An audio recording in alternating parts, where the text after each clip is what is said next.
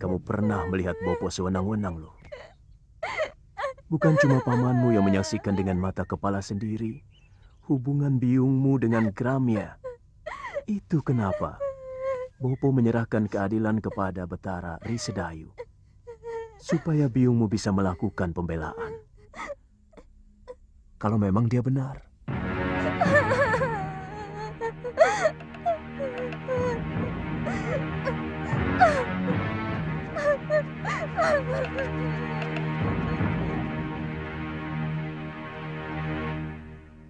Kasihan anakmu, Kakang.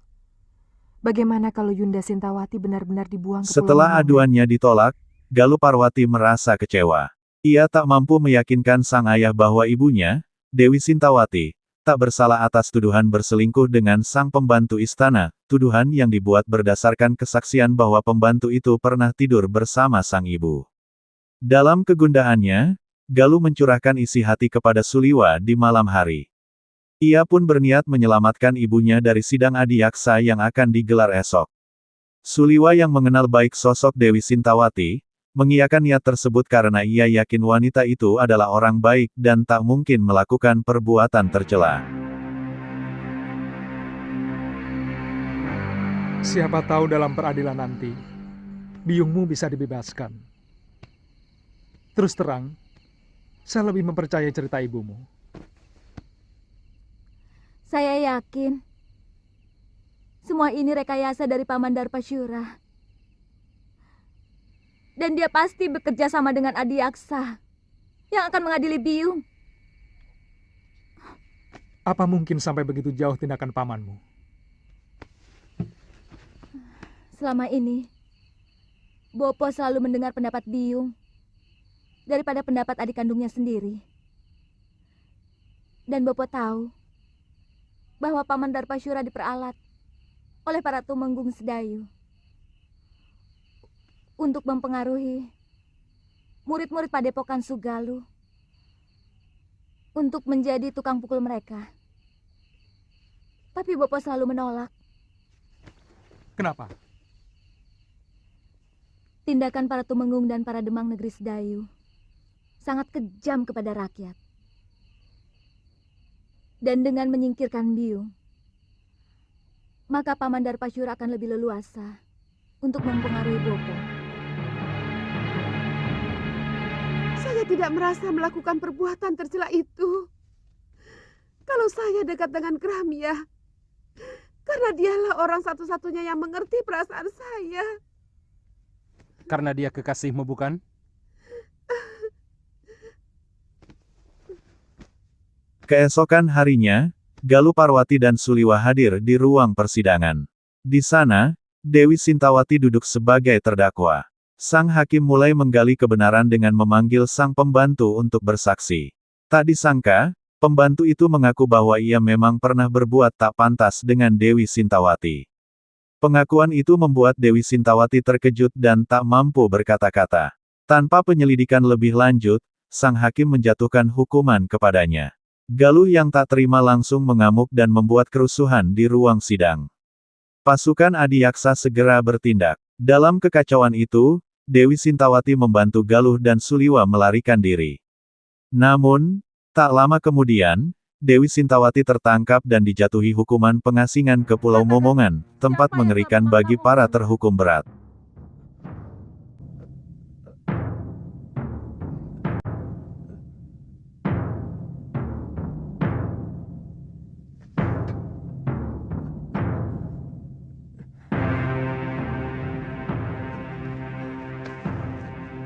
Demi keadilan, katakan yang sebenarnya, Gramya. Galuh. Siapa kamu? Apa kamu mau menerima hukuman, padahal kamu tidak melakukan apapun? Kamu tahu hukumannya bagi orang yang mengacau pengadilan. Kamu bisa dibuang di Pulau Momongan.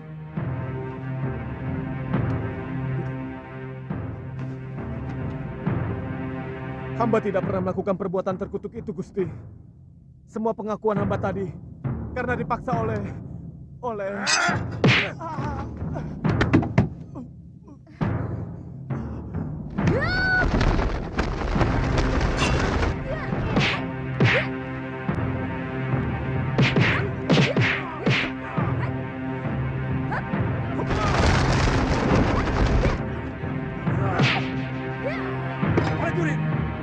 bajingan itu. Buang ke Pulau Momongan. Tidak.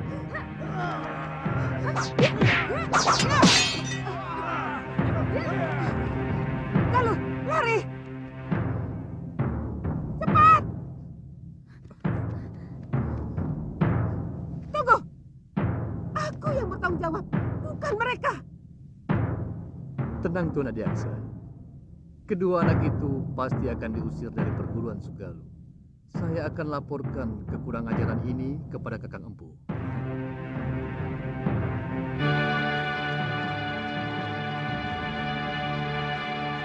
Semakin jelas bahwa Paman Darpasyura berkomplot dengan Tuan Adiaksa mau mencelakakan Biung. Saya juga curiga Nila Saroya juga terlibat dalam hal ini. Ini pasti persekongkolan untuk menghancurkan Padepokan Sugalu. Apa yang harus kita lakukan? Kita tidak mungkin kembali ke Padepokan. Bopo pasti akan menghukum kita. Barangkali dengan hukuman yang lebih berat daripada hukuman Adiaksa. Karena kita telah dianggap membuat aib bagi perguruan. Jadi, Kita ke Pulau Momongan. Mungkin Biung dibuang ke sana belum tentu bersalah. Karena pengadilan itu hanya pura-pura. Supaya kelihatannya ada keadilan di negeri ini. Padahal, semuanya omong kosong. Sudah siang kok kamu masih tidur, Lil? Iya. Apa kamu tidak ke sawah? Males. Ayo bangun. Bagaimana bisa dapat rezeki kalau bangunnya Di negeri Bojanegara, Prabu Angling Dharma yang tengah dikutuk menjadi burung belibis putih terbang ke kediaman Gembil, seorang pemuda sederhana. Ia baru saja diusir dari Kaputren tempat Putri Dewi Ayu Sekarwangi tinggal, namun enggan bercerita kepada Gembil karena takut diejek. Saat Gembil hendak keluar rumah, ayahnya melarang karena burung itu adalah milik sang putri. Setelah burung itu membenarkan, Gembil masuk kembali sambil bersungut-sungut. Di dalam rumah, ia bercerita tentang kecantikan sang putri dan memberi nasihat pada si burung bahwa setiap makhluk punya pasangannya masing-masing, burung dengan burung, manusia dengan manusia. Kamu akan saya ganti emas. Cagak juga saya ganti emas. Betul. Ini cagaknya didorong lagi. Aduh, cagaknya. Aduh, nanti kalau ambrol loh. Kerja kok pada males-males. Ayo kerja. Kok ngeliatin aku terus loh. Nggak pernah lihat orang ya. Kok sama aku kok gumun loh. Aku bukan orang apa? Gumun loh. Sama orang kaya kok gumun. Oh ya, jangan galak-galak toh, Popo. Adipati bukan, Demang bukan. Kok yo galak kayak gitu? Aduh, ini lagi. Semua sudah pada kerja loh. Kok baru bangun kamu, Bil? Hah? Loh? Waduh, si Putih. Si Putih kok di sini lagi ya? Wah, bahaya ini. Kalau sampai ketahuan sama Gusti Putri, kamu bisa dihukum. Kan janjinya setiap bulan aku boleh ketemu sama si Putih. Sekarang sudah 6 bulan. Baru ketemu ya, Tia. Tapi mau kemana? Bil, sini toh. Tak beritahu. Ini. Iya, tapi jangan pergi. Iya, tapi jangan digeret toh, Po. Habis kamu mau pergi kok. Tidak boleh keluar rumah. Hah? Ini berbahaya. Tidak perlu kamu memamerkan si Putih di tempat umum. Karena semua orang itu sudah pada tahu bahwa si Putih itu burung kesayangan Gusti Dewi. Iya, tapi... Omongan bapakmu itu benar, Bil. Lebih baik kamu di rumah saja. Begitu ya? Iya. Ya wis lah.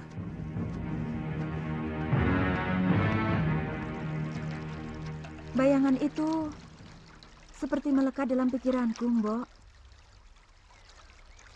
Aku benci. Tapi Maaf, Gusti, bayangan siapa? Si Putih.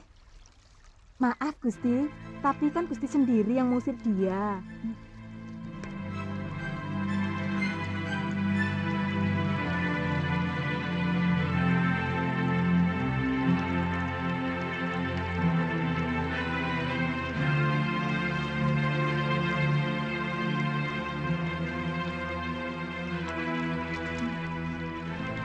Dia memang kurang ajar. Tapi sepertinya saya tidak bisa lagi berpisah dengan dia, Mbok. Mbok ditangkap lagi saja, Gusti.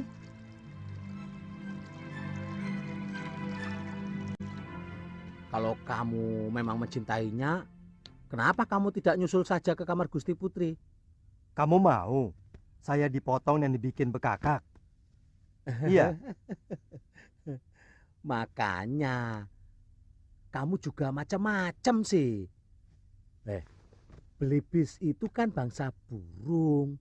Nah, kok ya naksir manusia? Putri raja lagi. Ndak patut toh.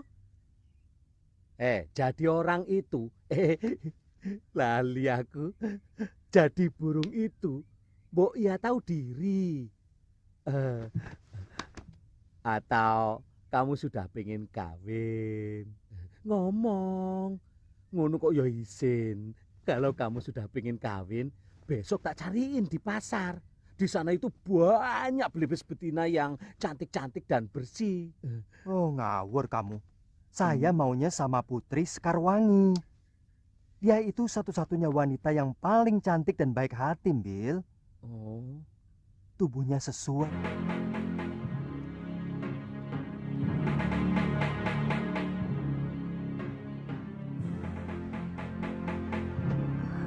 Pada malam harinya, di dalam istana, Dewi Ayu Sekarwangi merindukan burung belibis putih berjambul miliknya. Burung itu, yang tak lain adalah Prabu Angling Dharma, mendekatinya dan membuka rahasia bahwa ia sebenarnya manusia yang dikutuk. Kutukan itu hanya akan hilang jika jambulnya dicabut. Sang putri mengikuti petunjuk itu, dan dalam sekejap burung itu berubah menjadi pria gagah bernama Angling Dharma. Sang putri pun terpesona, dan mereka berbagi cerita hingga tumbuhlah rasa cinta di antara keduanya. Tidak apa-apa, Gusti. Wajar saja kalau Gusti terkejut melihat perwujudan hamba yang lain. Tapi sungguh, Gusti, hamba tidak bermaksud untuk mempermainkan Gusti. Saya yakin kamu bukan belibis biasa. Maukah Gusti menolong saya? Tentu. Kamu ingin apa, Putih? Tolonglah Gusti, cabutkan jambul saya. Ayolah Gusti. Gusti tidak usah khawatir. Hamba tidak akan merasa sakit. Jambul itu yang akan mengakhiri kutukan kepada hamba.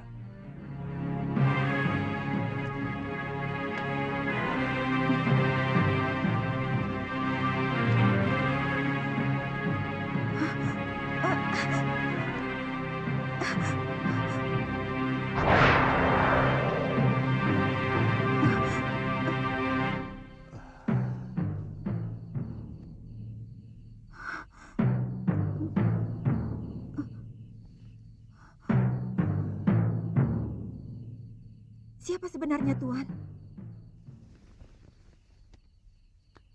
Hamba Angling Dharma, Gusti Dewi.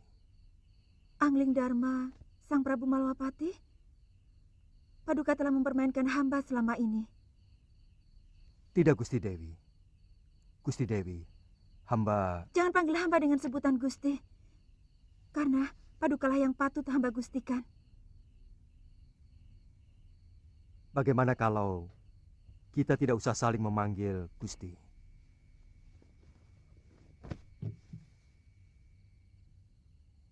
Saya tidak ada maksud untuk mempermainkan Dewi. Karena sebenarnya saya terkena kutuk manusia serigala. Yang saya kalahkan waktu saya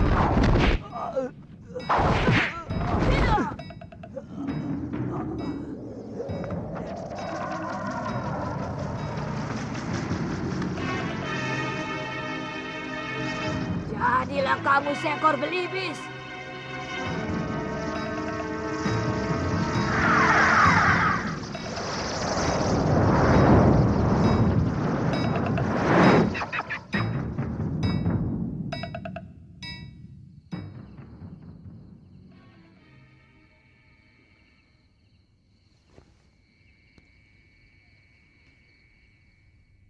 Kau mau memaafkan saya, Dewi?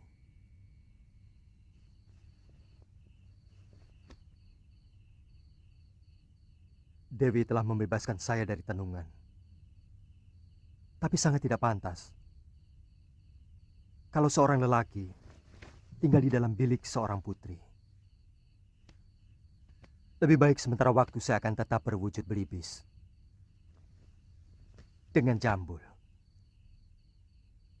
Dewi telah mengetahui siapa saya. Besok saya harus meninggalkan negeri ini. Saya harus menyelesaikan tugas saya yang belum selesai.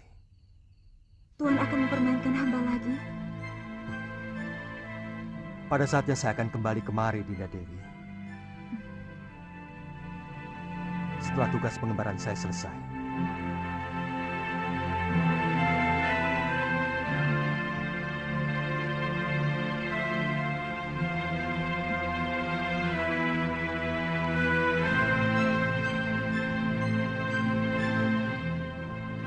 Kamu yakin arahnya benar, Galuh? Saya pernah diajak Bopo. Setelah melewati padang terbuka ini, kita akan menemui Setelah Angling. itu, Angling Dharma kembali melanjutkan pengembaraannya menuju Malwapati. Namun, dalam wujud burung, ia mendapati Galuh dan Suliwa tengah membicarakan rencana untuk pergi ke Pulau Momongan demi menyelamatkan Dewi Sintawati. Angling Dharma memutuskan menunda perjalanannya ke Malwapati. Ia memilih menuju Padepokan Sugaluh karena mencium adanya persoalan di sana.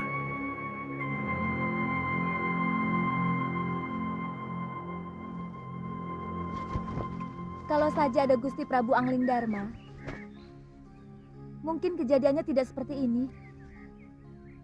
Bagaimanapun, Bopo masih mau mendengar nasihat Gusti Prabu. Meskipun dia seorang murid. Kenapa kita tidak ke negeri Malwapati saja? Kakang kan dengar sendiri bahwa Gusti Prabu sedang dalam pengembaraan. Tapi ya, tidak apa-apa. Yang penting, kita harus selamatkan Biung. Pulau Momongan itu sangat kejam. Bahkan penjahat yang dibuang ke sana pun banyak yang tidak tahan. Kelihatannya ada yang tidak beres di Sugaluh. Kalau Gusti Prabu Angling Dharma tahu akan terjadi seperti ini, beliau pasti menyesal telah membawa Nila Saroya ke Sugaluh. Saya yakin perempuan itu telah meracuni pikiran Bopo. Selama ini, siapapun tahu bahwa Empu Mahasyura seorang yang paling bijak. Bagaimana bisa sampai tega membuang istrinya sendiri ke Pulau Momongan? Kalau tidak karena ulah perempuan itu.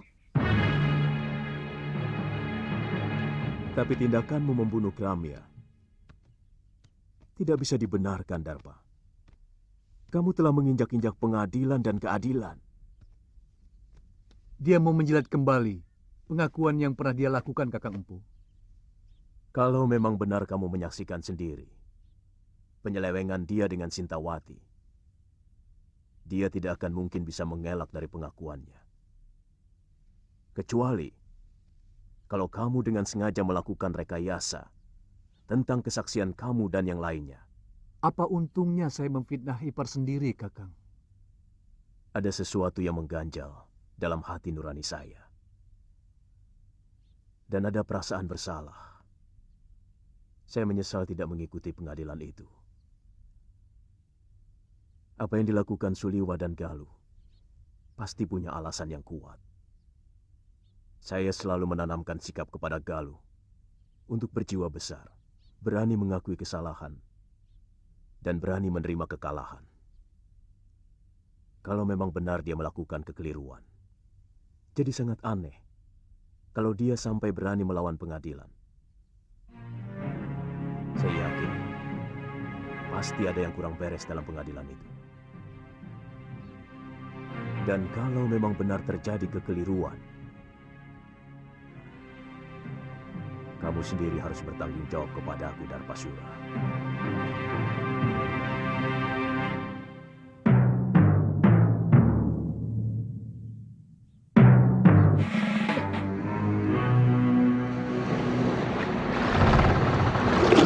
Itu pulaunya, Kakang.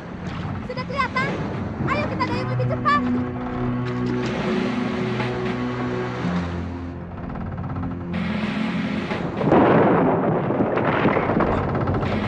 Ayo cepat, jangan sampai kita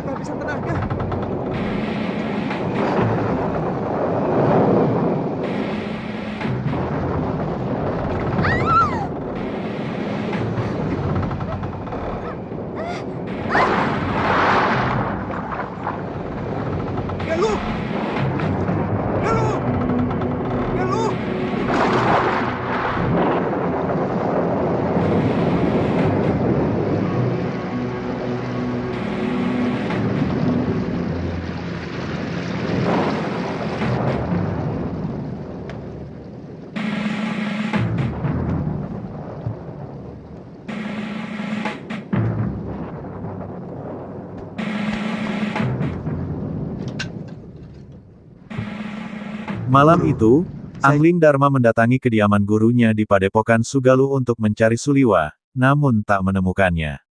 Ia lalu berbincang dengan sang guru dan menyampaikan kekhawatirannya. Dengan nada sedikit kesal, Angling Dharma menasihati gurunya agar tak membiarkan egonya menghancurkan segalanya. Setelah memberikan petuahnya, ia pun pergi meninggalkan Saya Padepokan. ingin ketemu Suliwa dan Galuh, Guru. Mereka Tidak usah menutup-nutupi kejadian.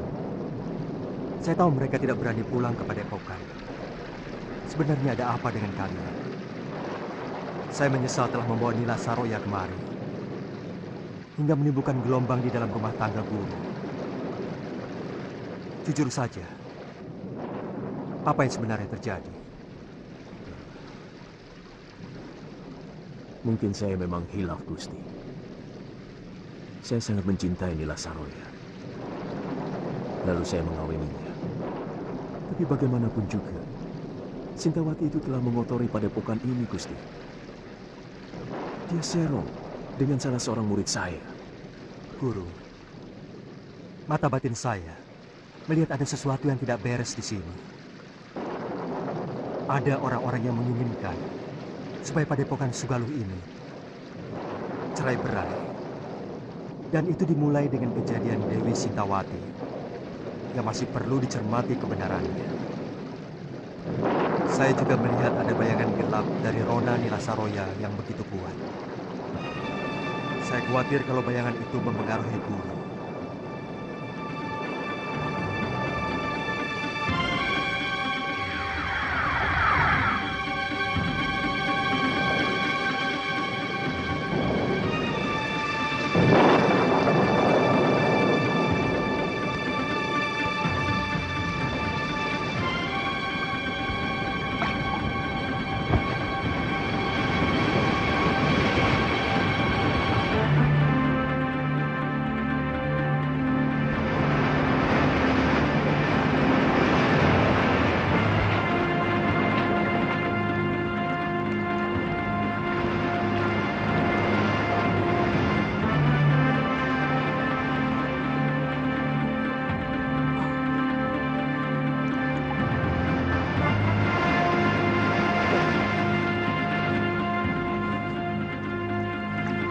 Galuh,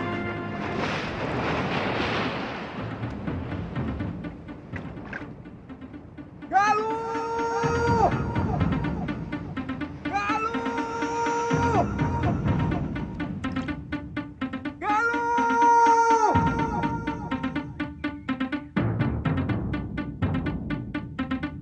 Galuh!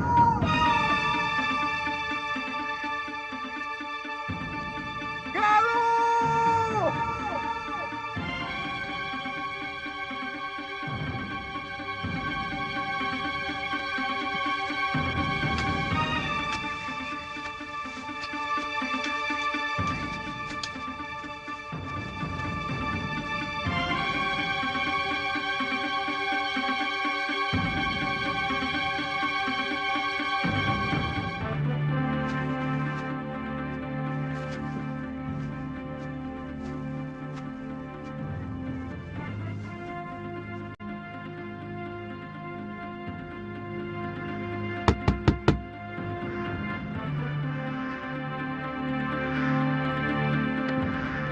Di Pulau Momongan, badai besar memisahkan Galuh dan Suliwa. Suliwa terus mencari Galuh hingga bertemu dengan para penghuni pulau yang menyerangnya dengan ribuan tombak. Dengan kekuatan penuhnya, Suliwa berhasil mengatasi serangan itu.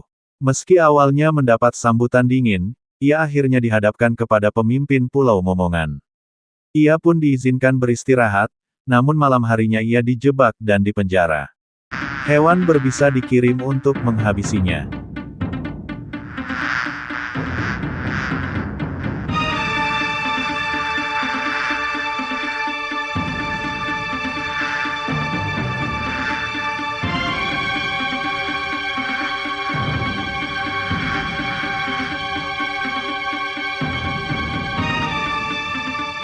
Maju.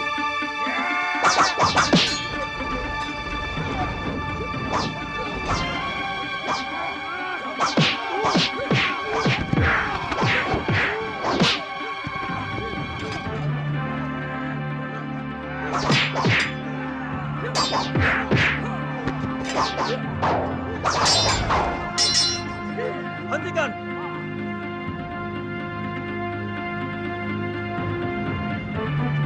Siapa kamu sebenarnya? Kamu juga orang bohong? Saya terdampar. Perahu saya terkena badai di sana. Kamu harus saya hadapkan pada Kakang Demang Kalapati, penguasa Pulau Momongan ini. Tapi saya tidak mau dihadapkan sebagai tawanan. Kalian tidak pernah mengalahkan saya. Yang penting kamu harus menghadap.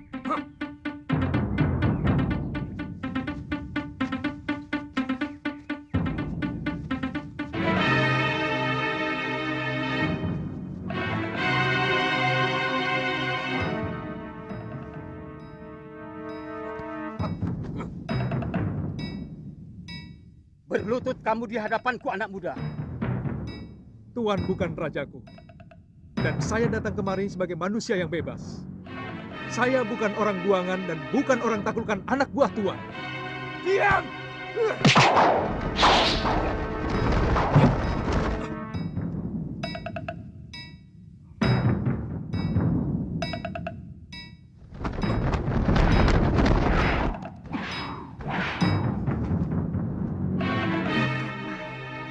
Diam!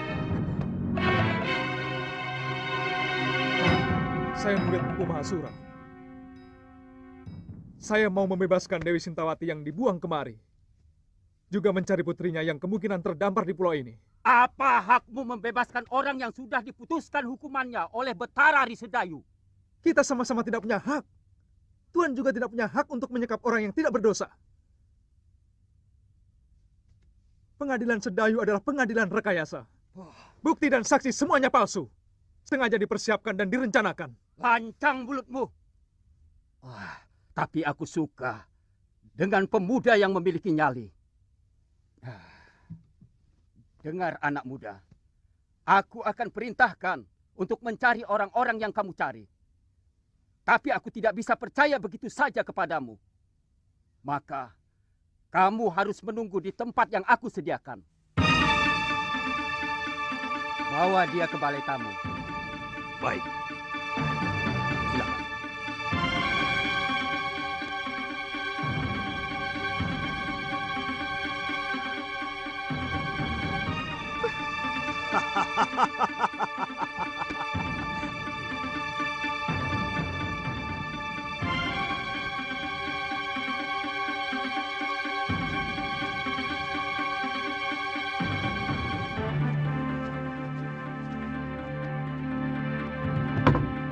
Silahkan. Silahkan kamu istirahat. Sebentar lagi pelayan kami akan membawakan makanan. Silahkan. Terima kasih.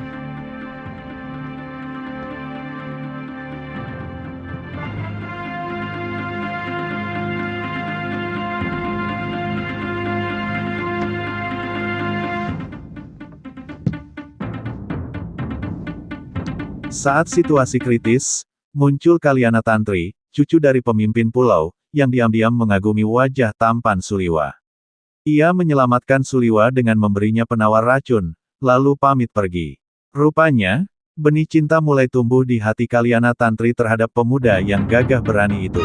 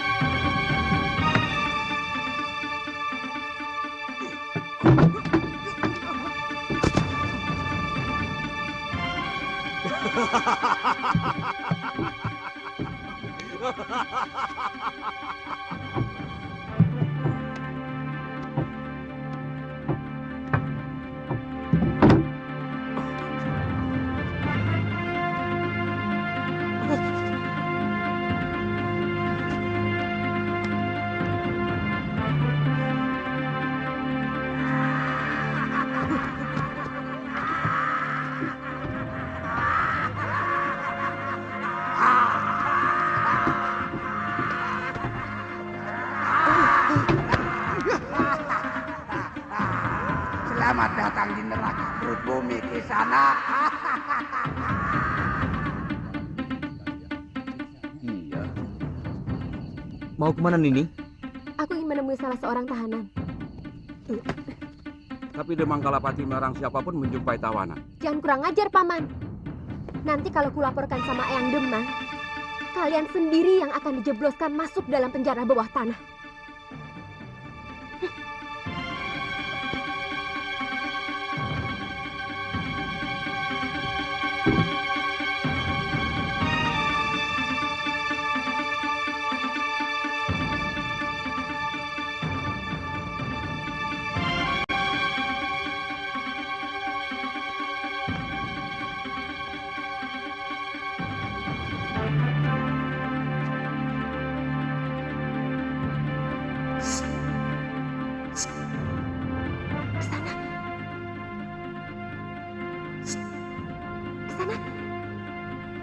Aku tahu kamu pura-pura tidur.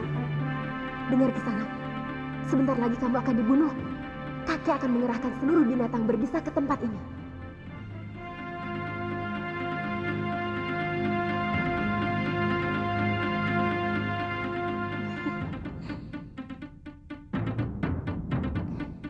Gosokkan ramuan ini ke seluruh tubuhmu. Binatang berbisa pasti tidak ada yang berani mendekat.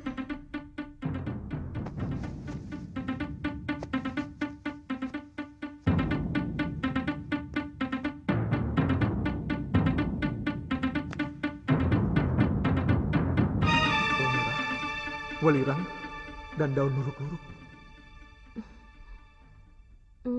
Ternyata Kisanak mengerti juga tentang ramuan obat. Cepat pakai. Sebentar lagi suruhan eyangku akan segera kemari. Terima kasih. Namaku Suliwa. Aku tahu. Namaku Kaliana Tantri.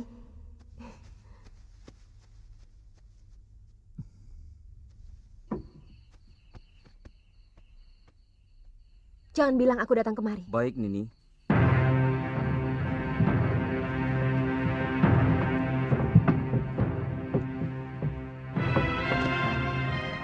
Yang berapa? 4.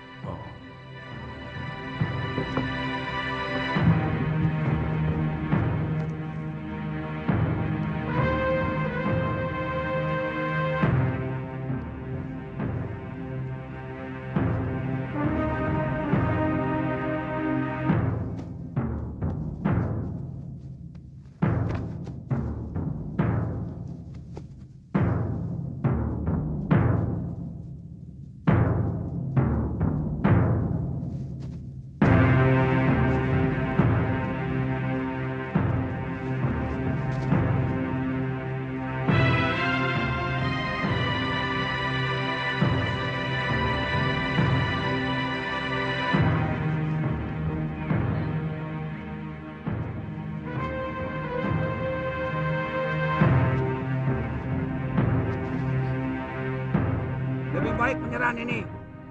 Kamu masih bisa menikmati hidup. Lelaki momongan semuanya hebat.